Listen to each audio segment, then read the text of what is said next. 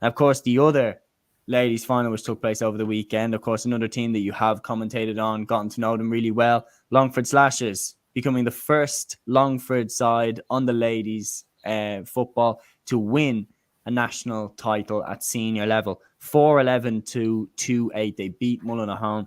Grace Shannon with a brace of goals leading the way. Longford Slashers are the All-Ireland Intermediate champions.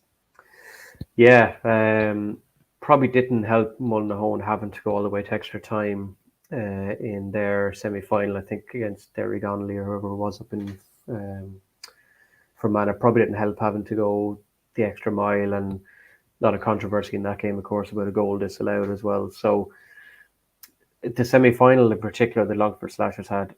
The Leinster final they had against Screen, when I was commentating on that, I was impressed more so by the fact that Screen scored 3 really quick goals. Ciara Smith was really good for Screen that day, but Slashers never once panicked.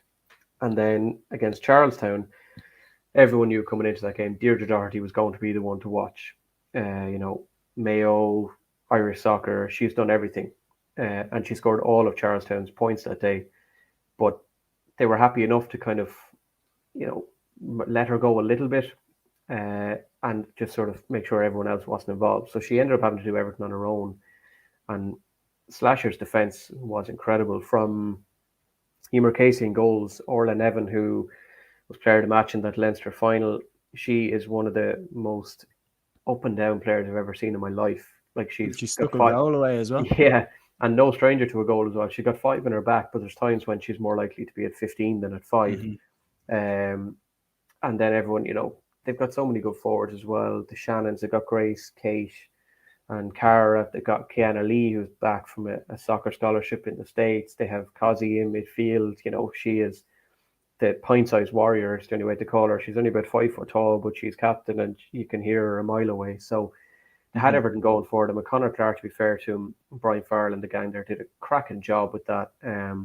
Conor would be a cousin for me. So the first time I met him was after the Leinster final, and he just has an enthusiasm about him, and he has experience with Longford Minor himself playing in Croke Park. So he, as he said after the All-Ireland semi-final, he would have traded all of those to watch Ashton Cosgrove go up the steps at Croke Park, and I'm delighted for them that it came true in the end. They were fully deserving winners on the day, and Grace Shannon is one of these footballers that, no disrespect to Longford football at all, and to Brian Noonan last season or whatever manager, but if she was on another county team, you'd see her winning All-Stars after All-Stars, because she is just ruthless, and she will go through you for a shortcut as well. And she has the height, she has the skill, the speed. She'd walk onto most county teams. So yeah, fully deserved, and I'm delighted for them as well. Another historical moment, as you said.